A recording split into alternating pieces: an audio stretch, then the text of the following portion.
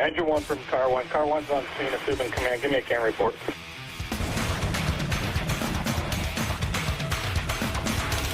What's going on, everybody? This is Mike Goldstein of the C.A.N report. Nozzle Tov, everybody. Happy to bring a very special guest and friend. A lot of you know him in the fire service community and also use his product. We have Hank Henline out of Frederick, Maryland, the owner of Hasty Rescue Strap, and I am pumped to have him on the show. Hank, thank you so much for being on the show, Thanks my for friend. having me, Mike. Absolutely, dude. This is going to be fun. Hank and I have been talking for a while about his Hasty Strap. I'm a big fan of it. I love what he came up with. I love what it's doing for the fire service community. It's changing our world in RIT, and I think it's a very important tool to have on our RIT bags and or in our pockets. And we're going to have Hank break it down so people can have an idea of what it's about, why it came to be, and his history in the fire service. So I'm going to get to it, Hank. I'm going to go into your bio here, and then we'll get into the meat and potatoes. So Hank has over 16 years of fire service experience. He began his fire service career as a volunteer firefighter with the Boonesboro Fire Company in Western Maryland, where his passion for engine and truck company operations grew. Hank currently is a lieutenant with the Frederick County Fire Rescue Department located in Frederick, Maryland. He is a float lieutenant in the 3rd Battalion of Frederick County. Hank serves as a lead instructor of Frederick's Firefighter Survival Program, as well as supports instructs for many other programs at the department's training academy. He is the co-chairman of the Key City Fire Conference in Frederick, Maryland, currently planning the 3rd annual conference. Hank travels to different conferences and training events to instruct with Capital Fire Training and Bearers of the Oath. He is the developer of the Hasty Rescue Strap and owns Hasty Fire Products, where he sells the strap, other items, and provides RIT training for the fire service and gives back to charities from time to time. And most importantly, a father of 2 amazing kids. Hank, thank you for being on the show, my friend. Yeah, no problem. Thanks for having me on. It's been a long time coming. Yeah, man, we've been talking about this for a while. I know you're out there too, dude. Like you're going to these trainings that we talked about. You're going to a lot of conferences, and you also have a podcast. I know you have Monday Maydays or Mayday Mondays? Yeah, it's called Monday Maydayology. It's kind of a term that I made up. It's not an official word, but if you look at any other science or study, right, it's ology is always that suffix. It means the study of. So when I started making my posts on Mondays, like everybody says Mayday Monday, I just wanted it to be a little bit different and really make it like the study of Maydays, both the RIT aspect and the survival aspect. And then that kind of evolved into a podcast. So started calling it Monday Maydayology Podcast. So I would do, post on Instagram and do the podcast on Mondays. I tried to do every other week. It was supposed to be a bi-weekly podcast, but we can talk about that a little bit later if you want. It's kind of difficult. I put myself in a niche, and it's kind of hard to get as much content as I wanted, but yeah, I hear you, man. It's tough when you're trying to break out, and like you said, like if it's Monday Maydayology, are you only pigeonholed to that one category? Pretty much, or can you break out and do others? Right. And I mean, is the podcast police going to come in and say, hey, no, you're labeled as RIT, so you can only do that? No, I mean, I don't think anyone's really going to have a field day on it. The fact that Hank is talking about things other than RIT. So I love your podcast. I love what you're doing with those. And I love that you're bringing up that realm though of that specific field though. I think it's really cool to talk about that a lot. What came first, the Hasty Rescue Straps or your podcast? Definitely the strap. The podcast is fairly new. I guess it I don't know. We might be pushing 6 months or so on the podcast, but I don't have that many episodes out. And it's been a few months since I've actually put one out. But I started with the Hasty Rescue Strap. Let me pull up my timeline. I forget. Dude, I'm terrible with numbers, names, like all kinds of stuff like that. But I think it was 2023 is when I started development of the strap. So it's been around for a little while. Gotcha. And so did you develop the podcast to kind of coincide with the strap to talk about that more, or just you had you developed your rescue strap and then said, you know what, I'd love to talk about this stuff. Let's also do a podcast on it as well. Yeah. So I have the social media page for Hasty, and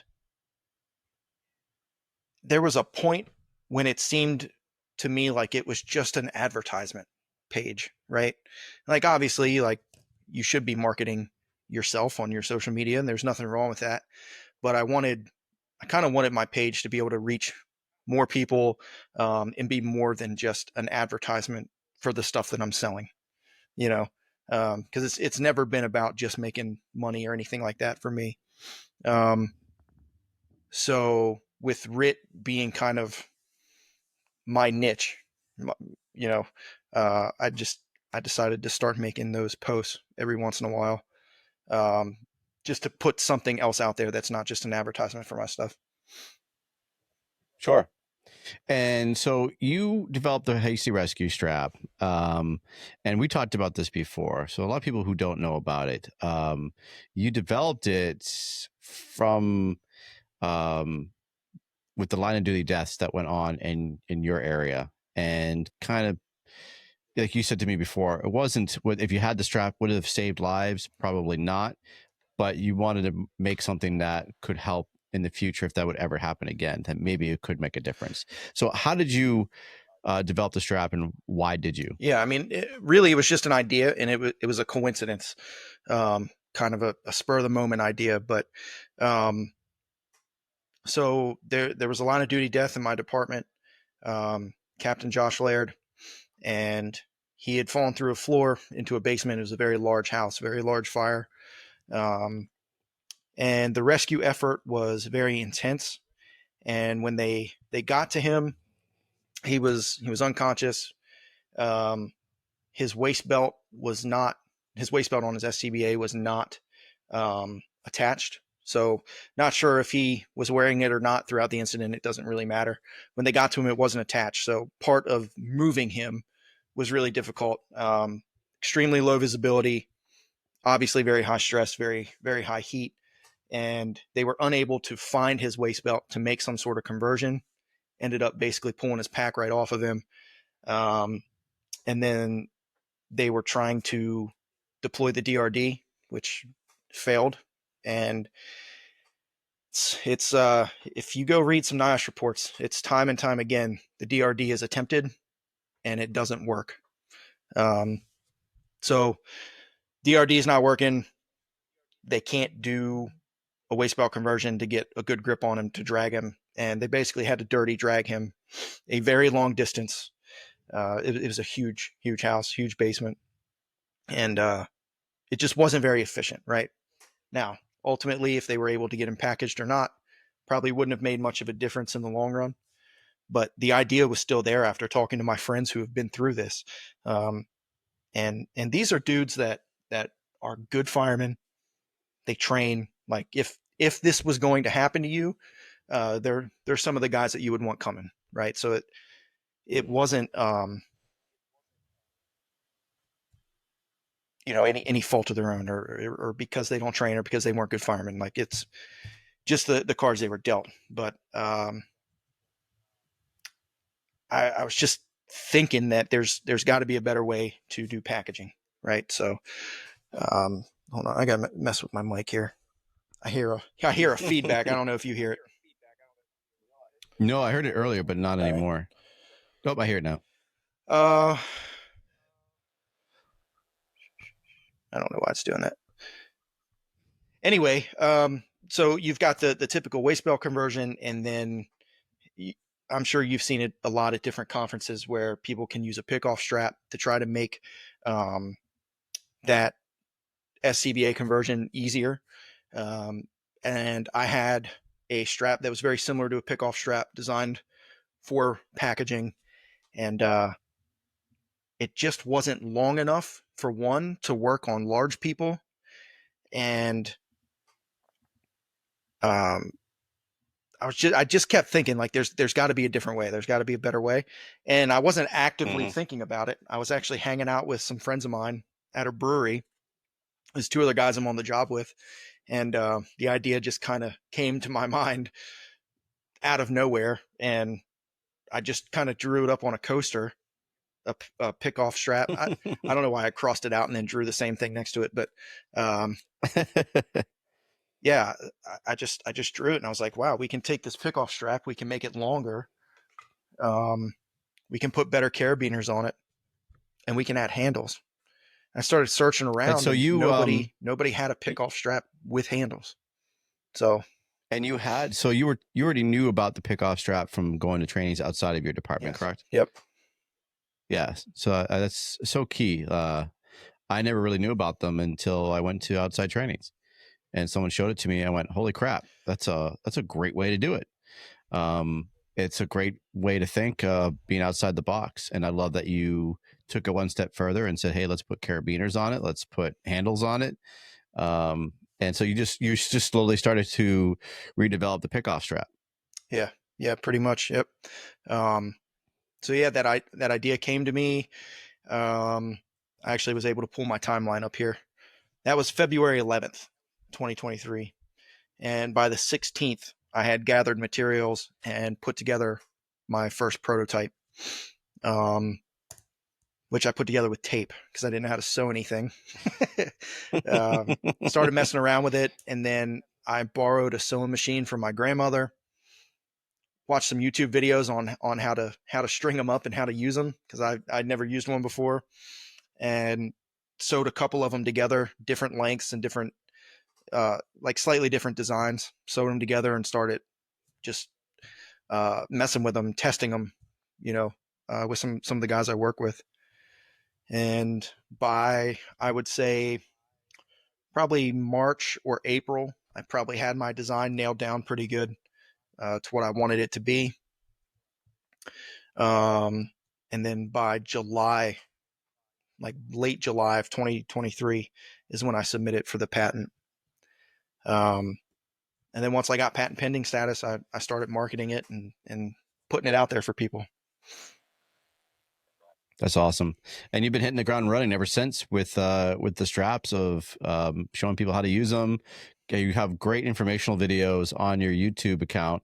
I go to that very often for education of making sure that you have anything new or exciting to different ways to use it. It's very, very informative. You break it down very well, and I show it to make sure everybody knows about it. So if they have any questions of how to use it, they have it all there. I think that's very smart. Yeah, I actually have.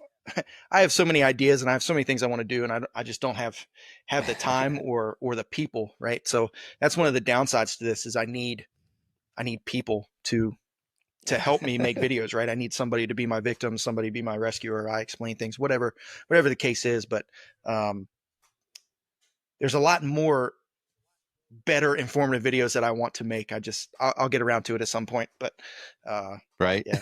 Yeah. I'm always trying to famous last words. To make it better, but just like I'm sure everybody else, I am nonstop, man. I am on the go. It's a rare day that I get nothing to do. Yeah, no, everyone's super busy, especially for someone like you, man, running those conferences, going to conferences, and then obviously having your first job as firefighter and lieutenant, and then now also doing your company. And so you're at home and you're making these straps and you're setting them out all by yourself. And I think your wife helps you as well. Yeah. So I don't make them. I actually have a local manufacturer that makes them for me. But they don't have the material. So I have to gather all the material. I take it to them, and then they cut all the materials and they sew them together for me. They've got big, industrial sewing machines. So, they can put the heavy duty stitching and like they make, the tags and stuff for them. But, I get them back in a box. I'm looking at them right here. Big old pile right here next to my desk. And, I package them individually myself. So now, I'm pretty sure you have a strap with you. And can you break it down for people who don't know about how it works, the inner workings of it? Can you go over some of those elements of your strap? So I'll start with this. The idea behind it is supposed to make packaging a down fireman easier. You don't have to mess with the SCBA waist belt, whether they're wearing it or not. If the waist belt's off, undone, it doesn't matter. You can still use this to make a makeshift harness on the down fireman. All right. So it's for packaging. You can use it to drag and you can use it to hoist. So if you're going any type of through the floor or out of a window, it's all kind of an all-in-one package. You've got them packaged and you can hoist with it. All right.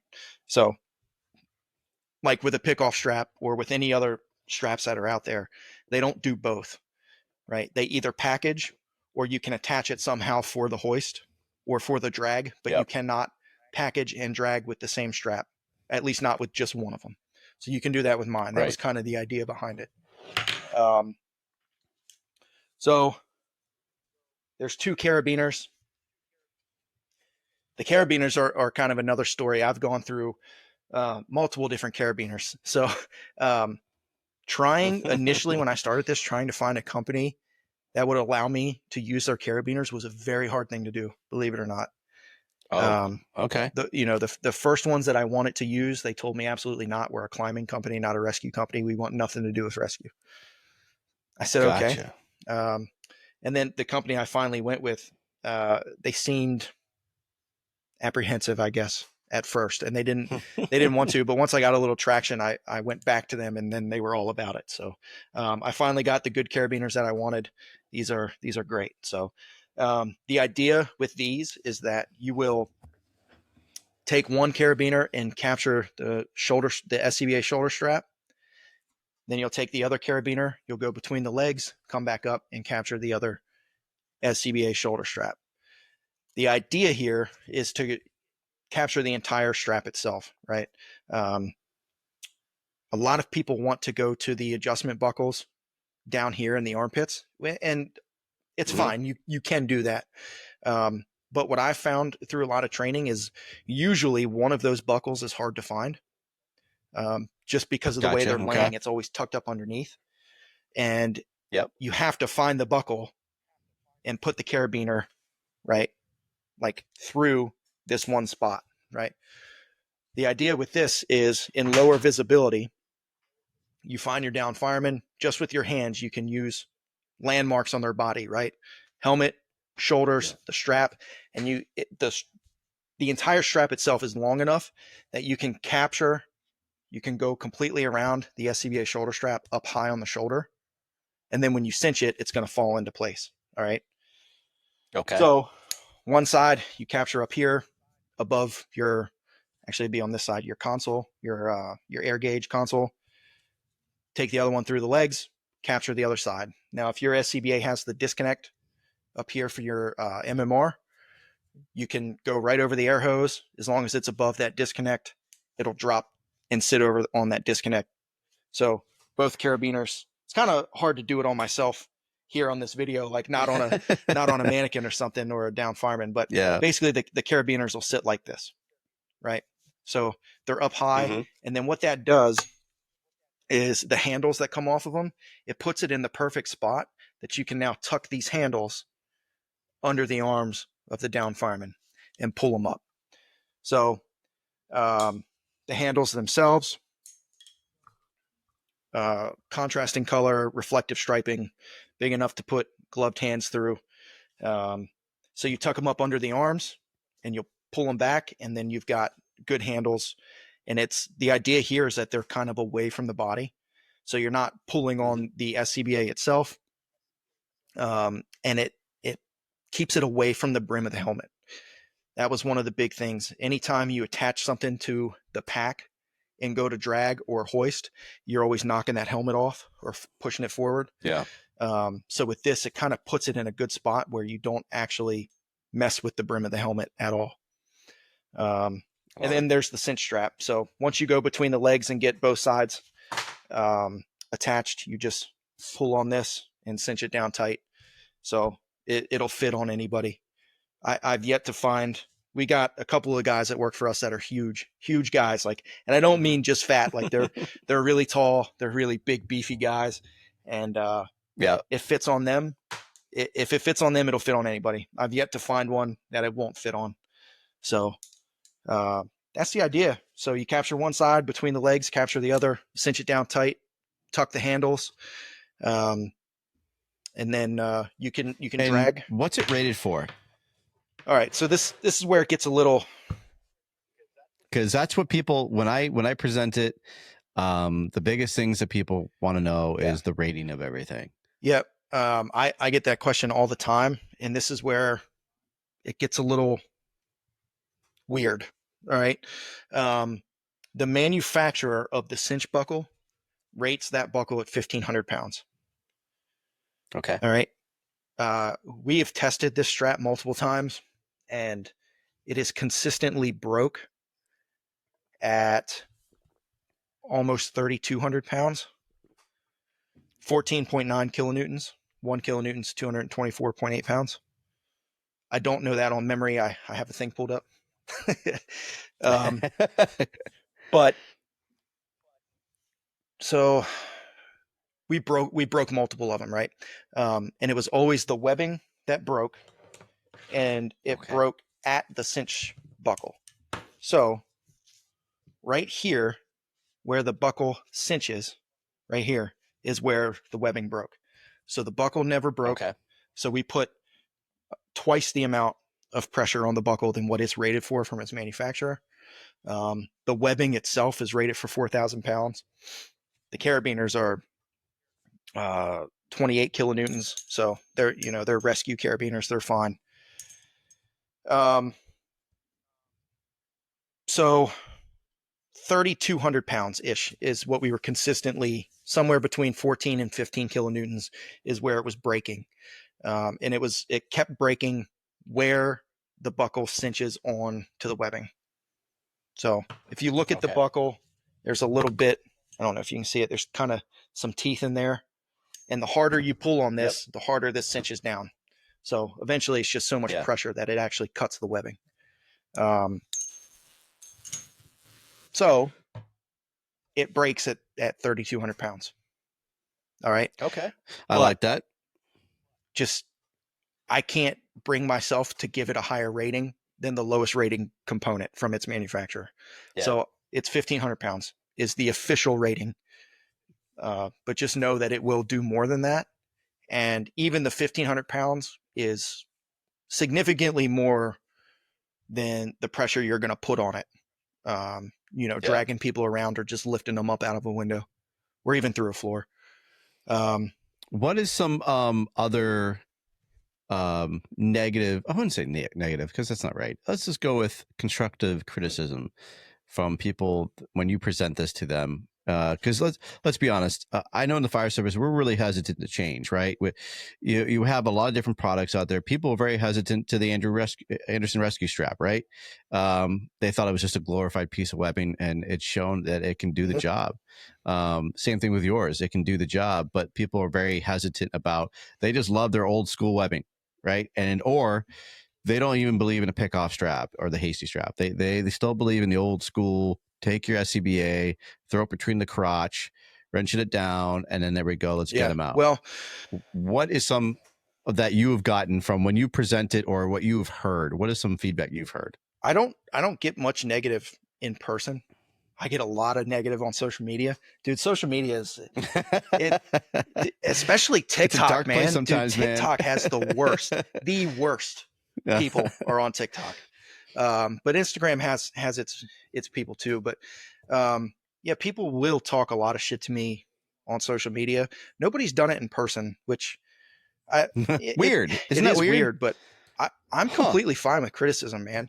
And I even when I'm teaching with my strap, like I will ask the students, what do you carry? Right. And if they pull out an Anderson multi-loop strap, I show them how to use it if they don't know. Right. Yeah, man. Whatever they're carrying, like I don't care. I want you to be good at multiple ways of making these rescues happen. All right. If you don't like my strap, that's cool. That's fine. But if you're carrying something in your pocket, you need to be proficient with it. So that's how I handle any of that criticism or anytime I'm teaching, I do have some Hasty Rescue Strap hands-on classes that are RIC classes that focus more on the use of my products, but I will still at the same time, like, everything is fair game, right? Everything is fair game. If you got it in your pockets, like, we're going to pull it out and we're going to make sure everybody knows how to use it. So, yeah, but yeah, no, I that's mean, good. what I get from people is some people think it takes too much time, but these are the same people who struggle to get that down fireman's leg up over their shoulder and then find the waist buckles. And like, you don't have to do any of that. You don't have to lift the leg up. Like, you can, one person, the down fireman's laying down, you find this, right? Attach it, go up under the other leg, attach it. Like, you don't. I was just going to say that. That's what's so great about it is, and you made the point earlier in this podcast, is that you don't need to get those strap holders there, that you can just use the strap itself. So you don't have to go fishing around for that little opening to get the hook in for your carabiner. All you have to do is just find that strap, follow it down, hook it, you're done.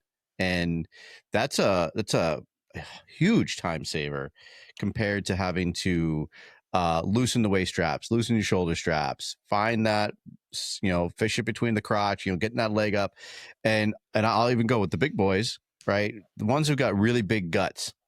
You're not going to get that leg up as high as you want to. It's just not going to happen, right? You got something in the way, and it's their stomach. And then trying to get that, or like you said before, sometimes they're so big they can't get the waist straps around their waist. So now you don't have the waist straps, you got to find it, or they've tightened it so much around their waist because they've tried to fit it on there, their belly is covering it, so you can't find it.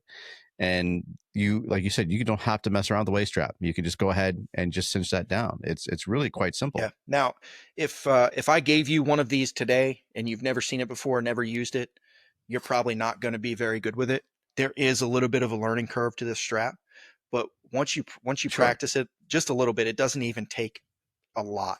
But once you get somebody who actually knows what they're doing to show you how to use it, you get a couple of reps in, I guarantee you will be faster doing it this way than trying to do a waist belt conversion. Absolutely, and then, man. Like I was saying earlier, even if you like those buckles versus taking the whole shoulder strap, that's fine. You can do that. Like, you can attach it to any point. Even when you're hoisting, there's very, very little stress on the carabiners. All of it is on the webbing between the legs. All right. So that's the biggest thing I got when I'm using it, and I'll teach it both ways. I'll teach it using the straps, and then I'll teach you using the buckle. That's the biggest time when people actually stop me and they say, wait a minute, you're using the buckle. What's that rated for? And I go off on another tangent about rating and everything else. And that's when I'll say, okay, bring up the manual of Scott's, because we use Scott's. Show me on the manual where it says in the Scott manual what it's rated for when you convert it to your SCBA to a harness. It's not there.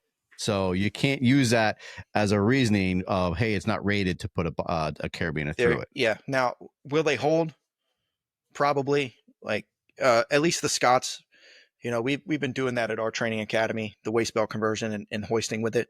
We always have the students in a harness and on a safety line just in case.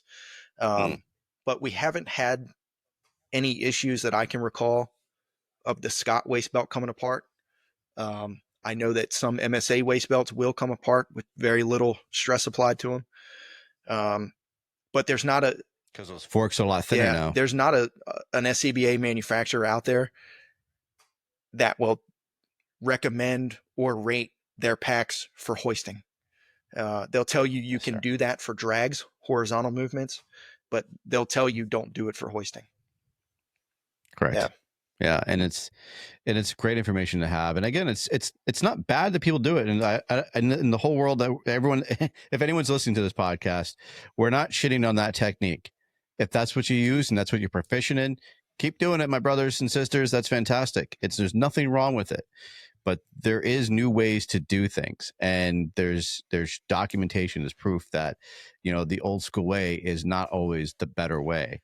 And we always still have this, we're so afraid of change and of doing new things. And that's, I think, the hardest thing for people to wrap their brains around. It's like, oh my God, no, I've been shown to do this for 10 years now. I can't do it another way. And that's, I think, where their minds start breaking down, because it's so simple, but yet they feel that it's got to be wrong. Yeah. There's actually two things I want to say about that. One is I actually start every class with this is advanced, right? It takes a little bit of time. Like I said, it is faster once you get it down than a waste belt conversion, but it is something that you are going to have to sit there for a moment with your down fireman to get this applied, right? So everything is situational dependent, conditions dependent. And if you are close to an exit and you have an easy horizontal movement, just grab them and go, right? This isn't the end all be all. This is meant for more advanced rescues, stuff that takes a little bit more effort, right? So, you know, I like to, cause you guys show that. And I know RJ is really a big fan of it as well from Capital City Training, you know, as he, talk about taking them out of a window with it, right, and bringing them down Firefighter with that. I love that because you have those big loops and you can put the carabiner right through it, and now you can move them out of the window and down to a point of safety. Again, with the regular pickoff strap, you can't do that, and then you have to develop another system to put it through those straps because you've converted the pack, and then you have to develop another way. This saves you, again, is saving time because now you have those two big loops ready to go, and you can bring them down. And then the other thing that I'd like to mention kind of goes along with what you were saying about people not wanting to do the new ways of doing things or whatever the case is.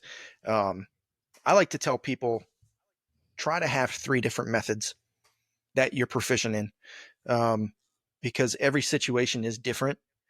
And sometimes whatever you try first isn't going to work. So if you only know the waste belt conversion, then you're destined to fail. If you only know the HRS, you're destined to fail, right? And so on for whatever. You got to be proficient in multiple ways of doing things. That way you're ready for what you know, whatever situation is thrown your way. And I think something that a lot of people don't understand is when you encounter a Mayday as part of the RIT team, it's probably going to be one of, if not the most stressful environments you'll ever be in. So you can't be thinking a whole lot, right? You have to be proficient at whatever you're going to do, because you are going to revert down and you're going to do what comes natural. So if you haven't practiced it and you haven't been proficient with it, it's probably not going to work.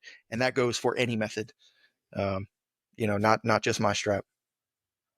I love it. Yeah, you're absolutely right, man. You nail it. And just correction, I said Capital City, Capital Fire Training. Yep. I always screw those two up. So Capital Fire Training with RJ. No, you're right. You need to have a method that you're used to and keep going with it. Keep training on it. And honestly, I'll get on my tangent. When I went to FDIC and Basil's class, Mayday operations, I love to teach taking my waist belt of my SCBA and bringing people up the stairs with it. I've taught it a shit ton, but I never got to do it in an environment like they had it. Live fire, and then Basil really made it very intense because he was the victim. He went down. He was supposed to be our instructor, but then he went down, and then we had to rescue him. And he's trying to make, like, he's peeling off his gloves, peeling off his helmet. He's making it very, very difficult. They had a pickoff strap. They used a pickoff strap. And as I knew what I wanted to do, like you said, like, as long as you know what to do, you don't have to put a lot of thought into it. And I did just that. And I was so happy. I as they got him transitioned, I knew exactly how I wanted him set up, put my waist belts through the SCBA straps, and hauled him away up those stairs. And it's because you train with it so often. So whether it's your Hasty Rescue Strap, whether it's a pickoff strap, whether it's your SCBA, but make sure you are proficient at it. And I love that you said when you do your trainings, if someone doesn't like your strap, well, show me what's in your pocket. Show me how you use it. And if you can't use it correctly, then why do you have it in your pocket? So whether it's your own waist belt, or that's your pack, or it's a device that you have in your pocket, we still need to be training on all of them if that's what your go-to is. And like you said, I don't want to be thinking of, well, what am I going to do first? Should I do the SCBA or should I do my Hasty strap? I know we have a lot of choices, but be proficient and have that one choice. But have a plan B. If that first choice ain't working, at least you know you got a plan B in your pocket. Yeah, absolutely. 100%. Yep. Now you've also made your I don't know if you've come out with it yet. We've talked about it before. You've got something in the works too as well that's like piggybacking on your Hasty Rescue Strap. Yeah, I got a couple of things. I think the biggest thing you're talking about is the high point kit. Is that what you're getting at? Yeah. Yeah. Yes, sir. And I think I'm completely changing it. I had other ideas. This one's been in the works for a while, and it's nothing earth shattering, groundbreaking. It's window removals, Denver drill, whatever you want to call it, high point from a ladder. But it's a kit put together to make it fast, easy, simple. You don't have to build something. It's a kit ready to go. But I did a train the trainer class with a department who bought a bunch of my straps recently, and they were putting together their own kit for that, and it gave me an idea of how to make mine better. So now I'm back to the drawing board. So I'm gonna use some elements of what they were putting together, mixed with what I already have, and we'll see. So it's I love it. But and you've got holders for those straps as well. So if anybody didn't want to put them in their pocket or the radio pocket, that you actually have holders that you can shove those into. Yeah, it's called the quick deploy pouch. I think I'm out. I think I did. I sold the last one the other day. I got to get more made. Nice. But yeah, it's a pouch that you can keep the strap in. That way you can attach it to wherever you want, really. I know there's some guys that keep it on their box light strap. I know a guy who puts it on his harness, his gym tour, which I don't know. If that's your thing, that's cool. If it works for you. To me, it seems like it would kind of get in the way there. But so I'm going to bring that up right here. So here is your pouch. Right here. So the Hasty Rescue Strap. So I love the idea on the RIT pack. Actually, I think that's a really cool, very smart way to have that for quick deployment. Yep. And I'm probably going to post a video myself, repost it, but you can kind of see it there if you scroll back up. Another guy sent me or posted this video the other day. He was putting it, that picture, go back down towards the bottom of the bag. Yep, right there. Where that carabiner is, go up just a touch. So to keep that pouch from sliding all the way around on your RIT pack shoulder strap, you can attach the carabiner of the RIT pack to the strap on the back of that pouch. That's a lot of straps and stuff I'm talking about here. But on the back of the pouch, there's belt loops, I guess is a better term. There's belt loops, so you can carry it horizontal or vertical on. I do like this on the flashlight as well. I think that's a smart idea, or even your radio strap, I guess, as well. But I keep my radio strap inside. But I like this too. Actually, this I might honestly, dude, I might buy one of these and put them on my pack when I'm signing in for my shift. I like this idea very much to have. Yeah, try it out, see if it works. That's cool. Yeah, Or a lot of great methods, a lot of great ideas. Some people keep it in their pocket, specifically the radio pocket. So, like me, for example, I've always kept a pair of wire cutters in my radio pocket. I want to keep my strap in my radio pocket too, but they get tangled up in each other. So if you use one of these pouches, it kind of keeps them somewhat separate. That way they don't get tangled up in each other when you go to use them. I gotta admit, I was a little hesitant to do it. So I have my setup currently. I have my cutters and I have my straps in my radio pocket, and I'm having that same dilemma. And I keep putting them back and forth of what do I want in my radio pocket, and what do I want in my regular pocket. And I'd love to have both, but I don't want to overwhelm my pocket and and all of a sudden I yard sale it when I need it. So I think it's a great idea to put that pouch. When are you going to be making more of those pouches? This week. So I got to put in an order this week. I need to make pouches. I'm running low on inventory on straps. I need to get more straps made. Love it. I'm also working on a pocket organizer. So the idea here is if you want to keep it in either your coat pocket or your pants pocket, but you carry other tools, again, keeping them mixed up. Some people have put them in that pouch and put it in their pocket, but then it moves around in the pocket. Does that make sense? Yeah, So this absolutely. organizer, I'll see if I can find a picture of it. It's got one big pocket on it for the strap itself, and then there's other small pockets for the tools, right? So whatever tools you're carrying, um, every tool has a home, so to speak, and nothing gets Yeah, tangled up in each other, and you can slide the whole insert into your pocket. Um, yeah, and it keeps it organized. I'm almost there. I I'm love it, trying to dude. pull it up. I'll show you here on the screen. Yeah, here it is. Okay. Right, so you can shove it in your pants pocket or Yep. in your coat pocket, and everything stays organized and has a home. Nice. Yep. I like that. Good idea. Man, you're always thinking. Your brain's always working, isn't Yeah. it? Yeah. Always on. Your brain is always on. I love it, dude. I think it's, again, I'll go off on my tangent. I think it's a great product. I love what you're bringing to the fire service. I love what it's used for. There's so many different applications. It's easy to store. I actually like it very much for RIT bags.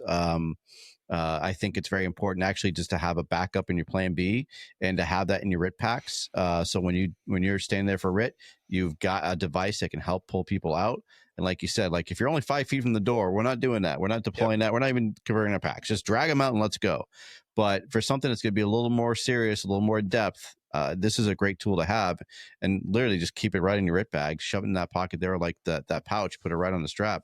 I think is an amazing idea. And I love that you come up with it. I love that you're, as soon as I saw it and I saw the passion that you had for it, I was just all about it. And then when I put my hands on it, I was even more about it. And it's a solid product. It really is. It makes sense. And I totally get it. And like you said, like if you don't like it, you like it. If you like it, cool. But make sure you're training on all aspects on it. And speaking of training, you will now go into the other part of it is you are part of the Key City Fire Conference. Now, you guys are now, I guess you're already done planning, correct? Because you're like days away of closing the application for presenters and instructors. No, planning never really stops. It's kind of a year-long thing. We got like a month or two between the end of our conference and when we start planning for the next one. And then, I mean, we plan for it all the way up until the first day. It's, first of all, it's amazing, man. Like it was an idea that RJ and I had. Started out as wanting to do like a memorial training event, an annual memorial training event for the line of duty death from our department. And we kind of morphed it into, well, why don't we just hold a conference, right? We go to all these other conferences and teach. And there's all these things where we see like, man, this is really awesome. Or why is this conference doing this? We are going to make sure we don't, and try to take little bits from every place that we teach and put it together to make a good conference, right? That was the idea. So we're planning our third year, and it's been going amazing, and it's exciting, like to see the first ideas we had and where it is now, and the traction we've gained. And I think we've made a pretty good name for ourselves for only holding 2 conferences so far. Yeah, I think so, man. It's like one of the more popular ones that come up in for a lot of people when they talk about fire conferences. You guys are right up there. Yeah, and it's a little bit unique. So the whole conference itself is a charity event. The past 2 years, we've supported Next Rung as well as our union's benevolent fund. So anytime one of our members of our union has injury, illness, sick kids, whatever the case is, that benevolent fund helps them, right? So it helps our members and their families. And so that's the main focus, is we put it on in Frederick to raise money for that. And then, like I said, the past 2 years, a portion of our profits has also been donated to Next Rung. And I think we're trying to expand it this year. We've got some ideas for other places to send money also if we make enough. So, Oh, nice. yeah. So everything's free, so or we do everything for free. None of us make any money on it at all. Everything goes to charity. That's awesome. And you guys have a list too. I mean, you guys have a really good list of presenters and instructors. I'm looking at it right now, and you guys really nail it. You guys from last year's events, it looks like you guys have such a huge list, and it's going to be even better this year. And it's fun. It's fun to see, dude. I love the fact that, especially on the East Coast, that we've got some good fire conferences, because usually we have to go to Texas, to Georgia, to California, Oregon. There's a lot of great conferences out that way, but man, for us, it's kind of expensive to get there. So it's nice to see a really good, solid fire conference up in our neck of the woods. For me, it's 8 hours away, so it's not too bad. Do you have your list compiled yet? Do you have anybody that you wanted to promote that's going to be at your conference this year? We haven't picked anybody yet. So we're open for submissions right now. So anybody who wants to put in. You don't have to be a seasoned fire service instructor. We kind of spread the wealth, man. Like, we pick big name people that have big followings, and we've got people who have never presented before in their life, and everything in between. And one of the ideas with this, when we first started it, was also to help showcase our department and our people. Because one of the things between RJ and I, we're like, we have a lot of good firemen in our department, and nobody other than us presents anywhere. Right. So, part of the idea was we're going to give our people, an opportunity to put themselves out there and start. And since then, we've at least we've had a bunch of Frederick people put in and do classes, but I think there's 2 that have taken it further now and are now doing more and more and more. So that's exciting. But yeah, man, like, we try to pick 2 to 3 of every fire service topic, and basically your class description, if it sounds good, like it's a group vote. There's 8 of us on the committee. We read every submission, and then we vote. We put them in categories, here's all the engine classes, and we vote, like, based off of what people submit. So, it's awesome. Yeah, anybody's welcome, And so we do 2 days of lectures and then 2 days of hands-on training. And where is the hands-on training? Where do you get to host that? All right. So everything is in Frederick. The past 2 years, we've been doing it at a hotel. We use the ballroom and classrooms at the hotel for the lectures, and then the hands-on training was at our fire academy. So our department has been very supportive of the conference. They continue to be supportive of the conference. So we are going to do our hands-on training there again this year.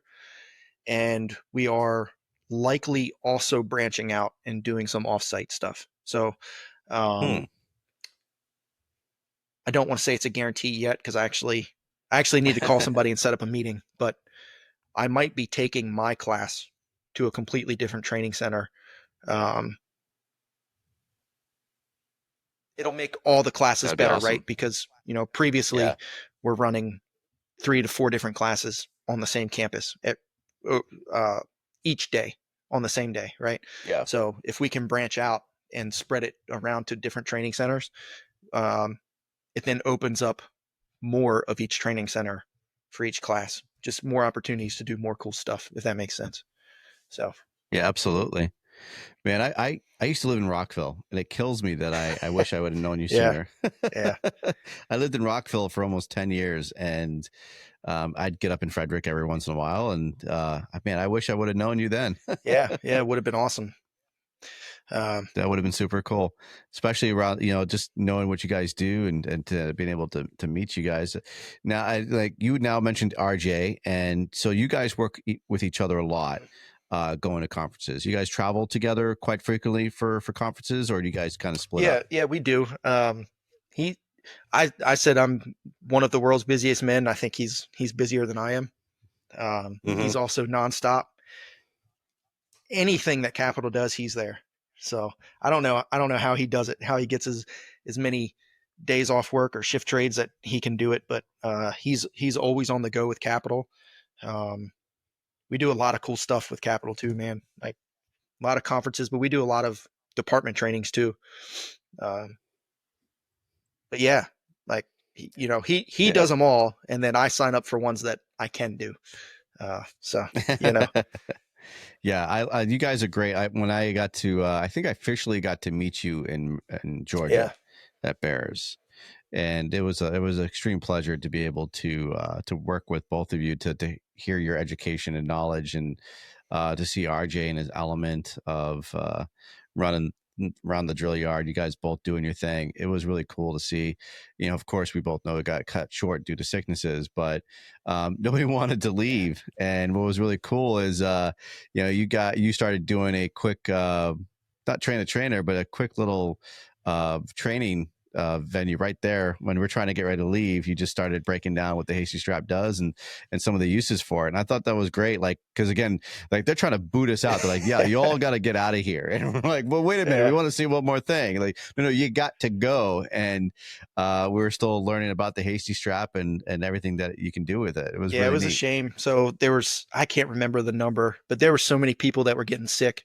It was just running through students and instructors at the conference. And Shane was like, yeah, we got to cut today out. Like I can't be getting any more people sick. But I had so many people throughout the week asking me, cause I was there with Bears and Capital. Like I said, I work with both.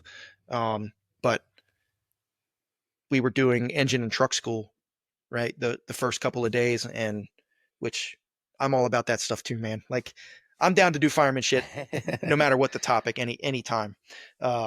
Right. It's not just RIT for me, but they're like, oh, did you bring your straps? I'm like, yeah, we're going to use them on Friday. I'll show them to you on Friday. Like we got a couple of skill stations with them, and then we weren't able to do it. And so many people were disappointed. And so I went over to Shane. I said, hey, I know you want us out of here and you don't want people getting sick. I said, I got all these people asking to see it. Can I just do a demo? Can I do like a 30-minute demo? And he was supportive of that. So that's another dude. Yeah, that was good. Man, Shane, just an incredible person, man. He's done a lot for me. He's done a lot for a lot of people. Yeah, he has. Yeah, and again, when I had him on the show and we talk about him, like not many people know who he is because he doesn't. It's not about. He doesn't make it about him. Like you don't see his face very often. You hear the name, but he's just there to help other people grow, and he loves to see people succeed. And I've said it time and time again, if you're not a shitbag, you're going to make really good friends. And if you have a friend like Shane, you're doing something right. It means you're a really good person, and that he sees something good in you.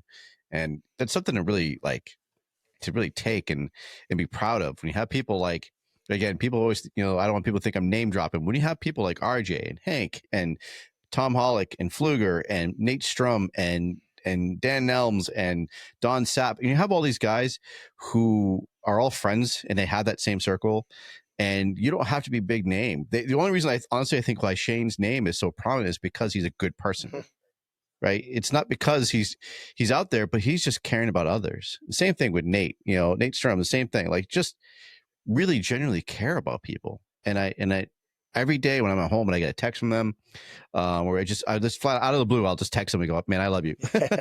Because they're just amazing people. And I just want to let them know like how much I appreciate them. And it always makes me happy. It warms my heart when I got people like Shane and Nate. They're just caring about others and they check in on others. And again, like Bears, that was that eye-opening experience for me of having such a plethora of people that just really just care about you. And it's not a money-making event. It's just there to enjoy everyone being firefighters, enjoy everyone just loving the craft and making new friends and just being. And I think that's such a great thing to be able to take back and have that rejuvenation of love in the fire service and with each other. And all it takes is you getting outside of your own department's four walls and just going, Mm-hmm. right? Whether you're an instructor or a student. And you should be both, but, dude, I have met so many cool people, made so many more friends just from traveling, right? Yeah. It is one of the best things you can do, and it's good for the fire service as a whole. And it's even better, I think, for the individuals, you know, I agree. because I agree. I love good it. people make each other better. And it's the trainings, like when we're at the drill site, like that's about making each other better firemen. But when we leave the drill site and we're all hanging out, that's about making each other better people. It's Yes, sir. it's incredible, man. It's an incredible group of people. I'm so It excited really for. is. They posted the other day of next February's event, and then this, I think it's December. There's a group Yeah. of us going back to make up for that For the RIT day. Yeah, so Yeah. Yeah, I'm excited for both of those. I can't wait to see. I mean, and to be able to do it twice in almost 1 year is fantastic. And I'm really excited for it. And I miss all those guys, but it's great to be able to have that core group of friends, and it just keeps growing. Like you said, you got to get out of your own zip code and meet these people, and or not even just them, but you can meet others, and we're all doing the same job, but we are just there for one purpose, like you said, is to make other people better. And you get that sweat equity in, and you want to work with each other, you want to have fun and make mistakes, because that's the fun part, honestly, right? Is I want to make those mistakes on the drill yard, to have somebody who's going to know more than me to say, hey, I do it this way, you might want to try it like this, and it works. And it's like working with Joe Johnson when we were doing the combined ops day. We had never worked with each other. We're completely two different cultures in the fire service of North and South. And man, we nailed it. Like, we just had a fun time doing firefighter shit. And we had fun stretching hoses, going inside a building, putting fire out, doing searches. And we came out like you thought we had worked with each other for years. And it was the first time ever doing that kind of evolution, but it's because we care. And we were so into it that we're able to actually work and feed off each other. It was a fantastic event. yep, love it. So you have your Hasty Strap, you're going to conferences, you just came back from vacation with your family, and it sounds like you got more stuff lined up. What are some conferences that, besides the Key City, do you have set up for yourself to present or to do something extra? I actually don't have much going on this year at all. So I got promoted in March.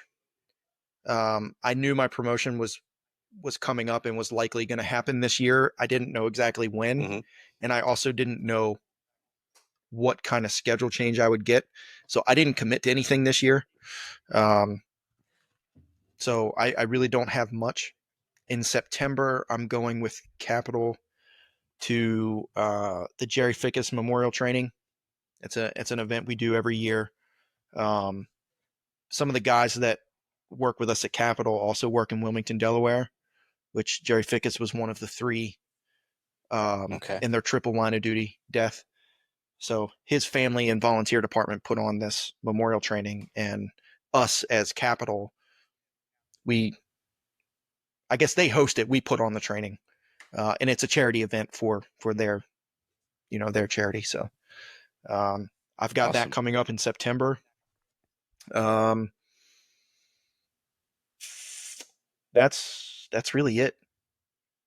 Bears in December. Yeah, that's enough. Yeah. Yeah.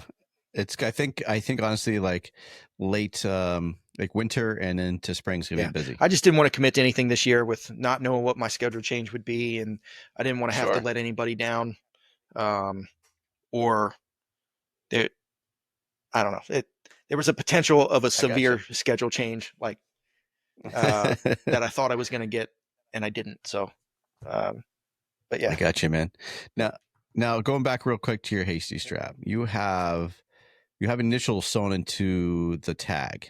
What are those initials? It's JL and ZP. So JL is Josh Laird. ZP is Zach Paris. So Josh Laird was the line of duty death in my department. That incident I was telling you about that kind of helped spark the idea for this. And then Zach Paris also worked for my department. He was in the field for about 6 months, and then he had a line of duty. He became a line of duty death. Him and another guy. He was a volunteer in Pennsylvania, so it was an off day. He was at home with his volunteer company, and they went to a fire, and him and another guy didn't make it. So that one also hit me really hard because 6 months prior to that, like, he was a student that I taught at our academy, and he sat through my safety and survival class, and that was a hard one to come to terms with.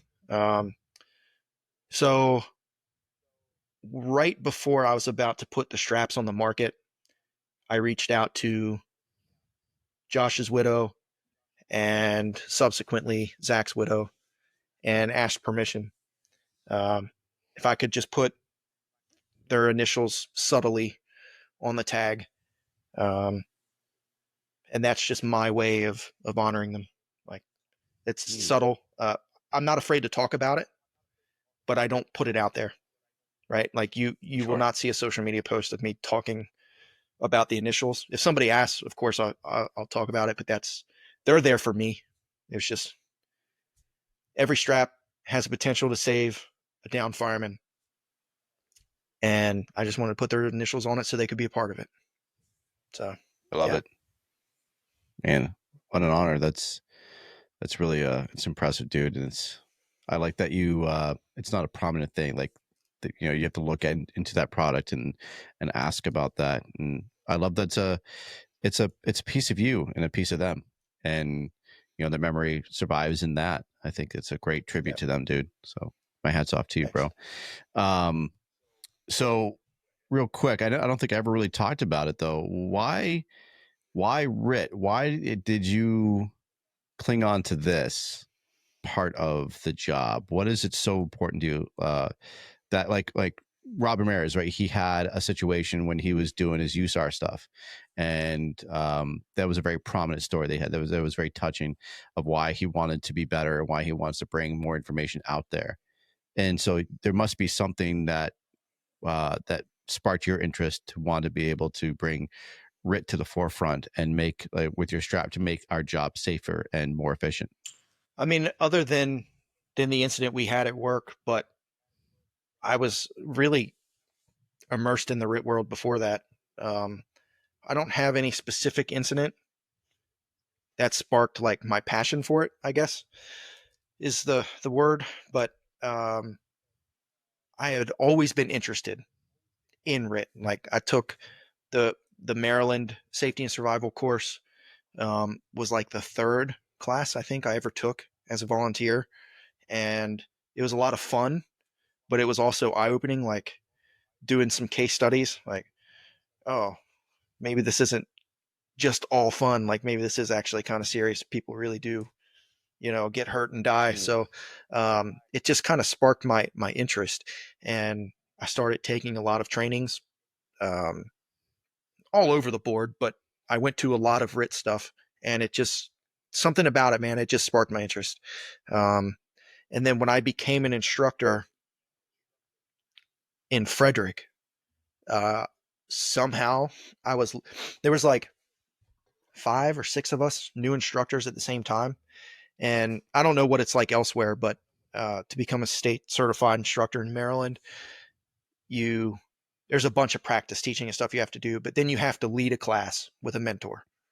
And then they sign off on you, whatever. And I was lucky enough that I got assigned the safety and survival program. I think it was by luck, but it is the one that suited me the best, I think.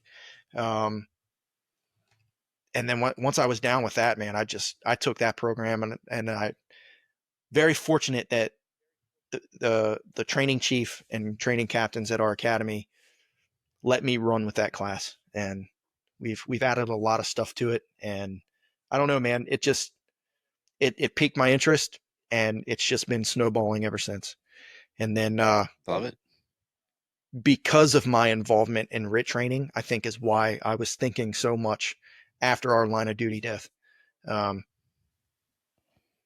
you know, anybody who's had a legitimate line of duty death in a fire in their department can probably understand this. And it's not to throw shade at medicals or cancers or anything, but it is different when it's an incident. You die in the midst of firefighting. It's just, it's a different effect. It has a different effect on you. And I forget exactly where I was going with that, but um, yeah, I don't know. It just got me thinking, so. Yeah, I think honestly, dude, like you're not wrong. Like I think with any line of duty death, especially if it's inside your own firehouse, you start, I don't want to say second guessing yourself, Well, but even though if you weren't there, right, you're like, what could we have done better? Or what did we, every person's going to feel that way. Like, what did we do wrong? And it's that guilt that you don't mean to have, but it's because you care and you lost someone dear to you. So immediately you think, could we have done this better? Could I have done that better? What if they had the strap? What if they had this done? What if we did this training more? And there's just sometimes there's nothing you could do except that's fate. But we are fixers. yeah. And then we start getting down on ourselves when we can't fix the problem. You actually jogged my mind. You brought me right back. that was part of it. So You're welcome. that incident with Josh, I was not involved on the incident itself. So when that fire happened, I was assigned to our training academy. So I was assigned there for about 2 years. I was there as an instructor and like a logistics guy, I guess. But I would teach the recruits all day, every day, and then, handled the fleet and the equipment and stuff. And I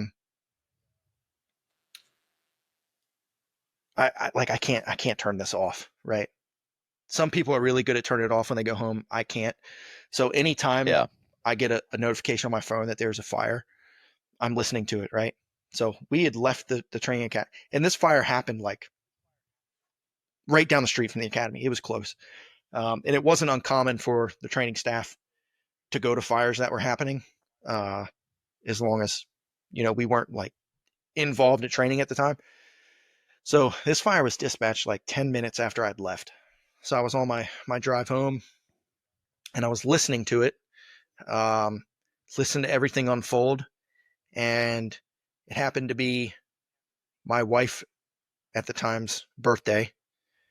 And so I pulled into the house. I went in, told her, sorry, your birthday plans they're canceled. I don't know I'm pretty sure we just lost a guy at work. I don't know what's going on, but I can't be here. I have to go back to work. I don't know where I'm going, how long I'll be. So I went back to the training academy, met up with the training chief and the other academy staff. And basically we put together like a welcoming, they were bringing all the first alarm units from the incident back. Right. Mm-hmm. So they were bringing back to the academy.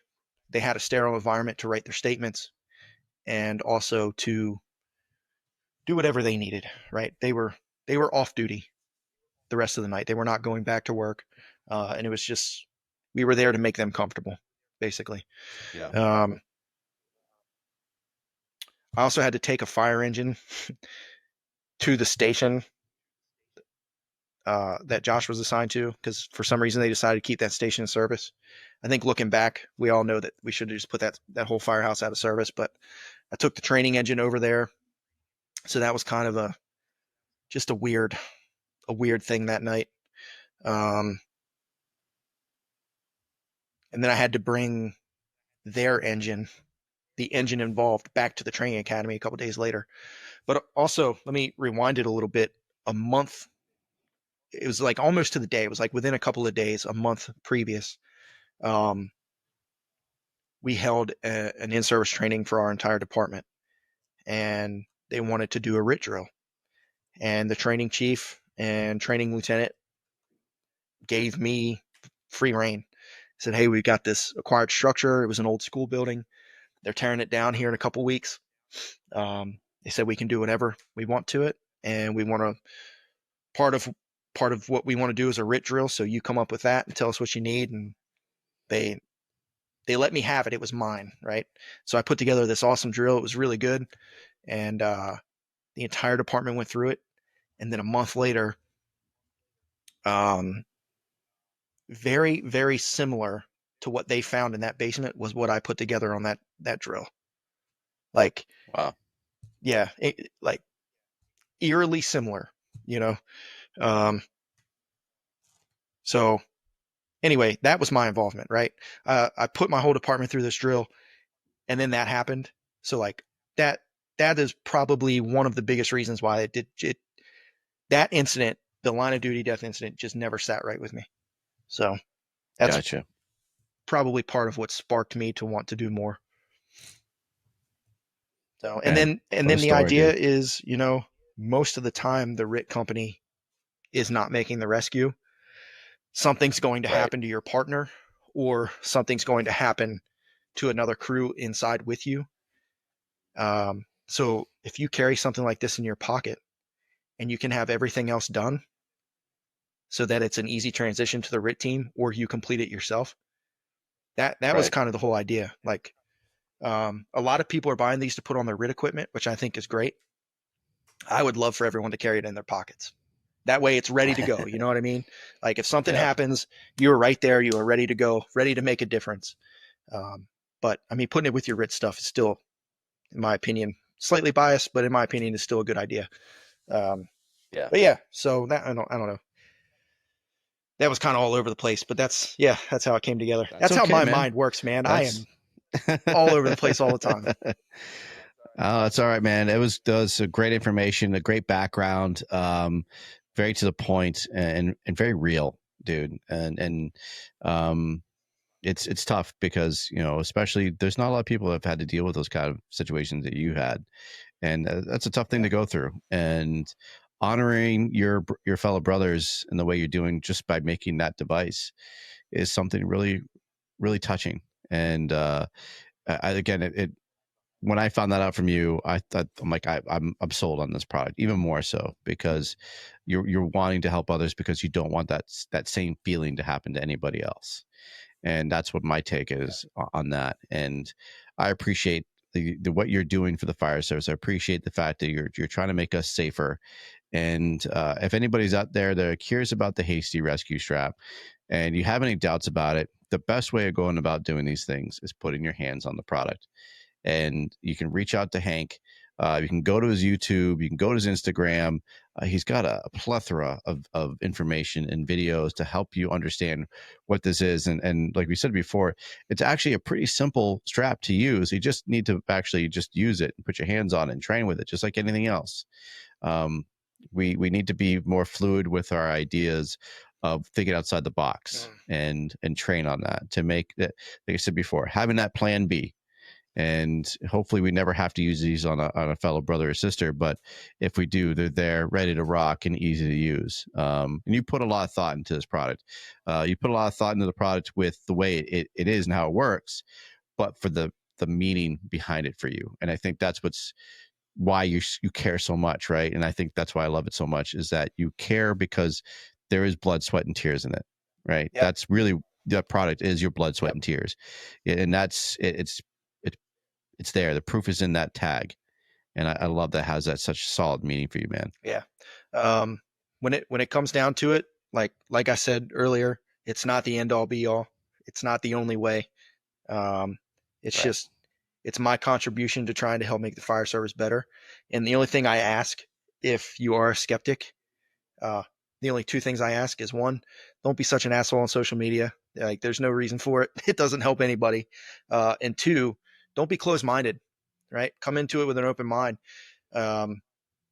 Even if at the end of it, you still just personally don't like using it, that's fine. Like, I don't care, man. I'm not out there to make a bunch of money on this.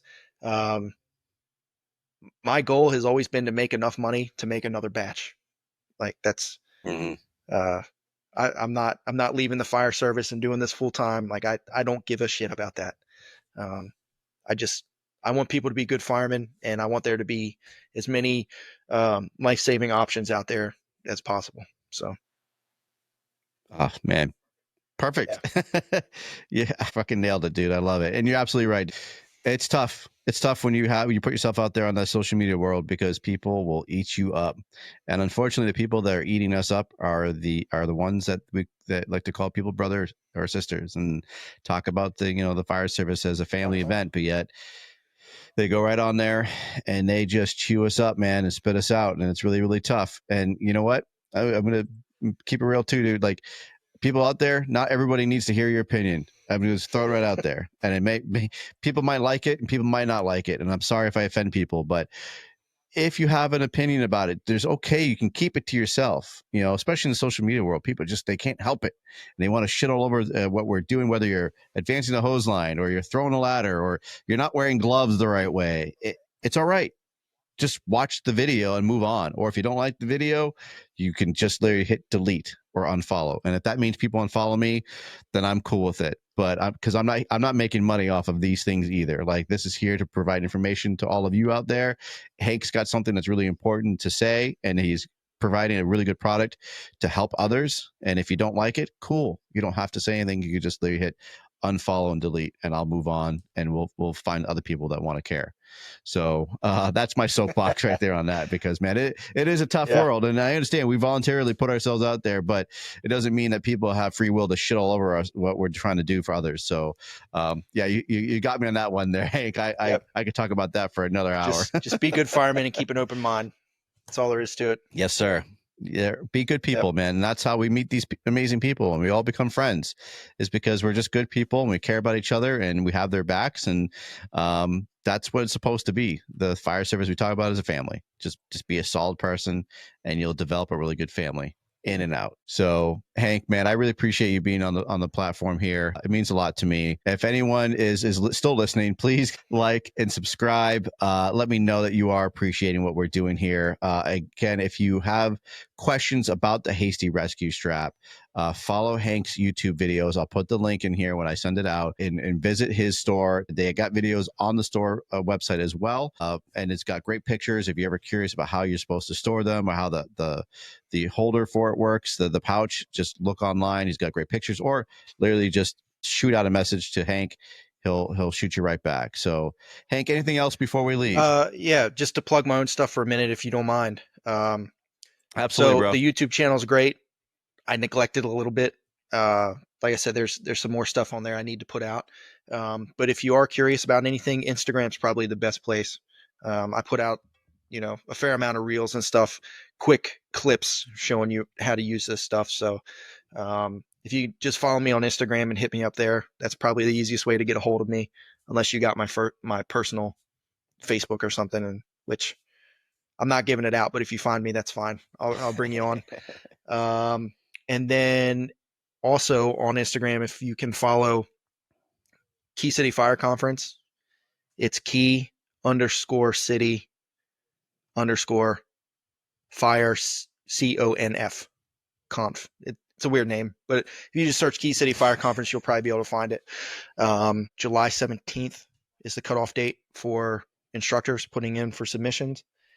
And then I don't know exactly when, but I think it's in November is when we start selling tickets. So keep an eye out for that. Come see us. Come sit in on the lectures. Come take some hot classes.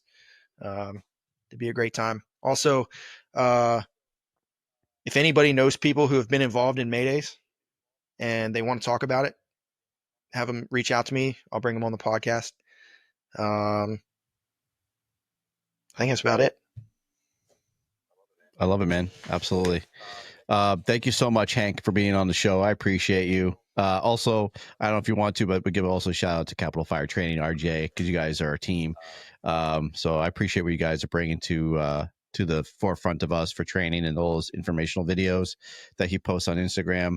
Both of you are great guys, and I really appreciate what you guys are doing. 100%. So thank you all. And actually, you mentioned Next Rung. I slack on a couple other episodes, but if you guys are needing someone to talk to, Next Rung is a great source to have.